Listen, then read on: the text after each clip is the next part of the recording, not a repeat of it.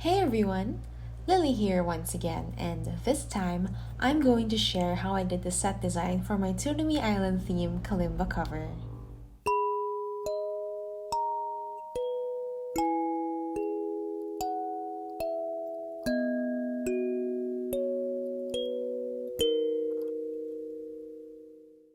Normally, when doing the set design, I first check what available items we have at home and pick out which ones suit the song best. For this cover, I wanted to base my visuals on Tsurumi Island's recurring theme, the Chronicles of Sea and Fog.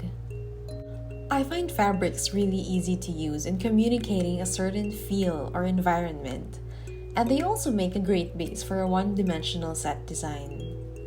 Color and texture are very important, so I chose a dusty blue, flowy cloth and a sheer but firm white fabric to represent sea and fog, and also the overall colors of the island's landscape.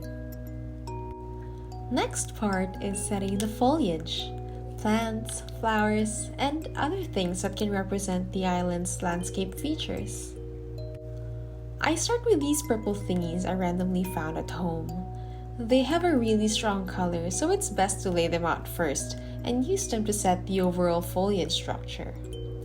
Next, I add the small blue flowers and try to spread them out to add some volume and depth. I try to incorporate the flowers within the fabrics to show that they are part of the same scene, not separate from each other. To add to the mystical mood of Tsurumi Island, I decided to add some bling. Sequins, beads, whatever gives that extra sparkle. The blues bring out the deepness of the sea and add a sense of mystery. But this is all just my opinion. I'd really love to know if you guys think the same way too. I contrast the deep blues with some lighter colors, and I also feel like the dark blues are too strong on the white fabric, so I'm using a lighter shade to give some balance.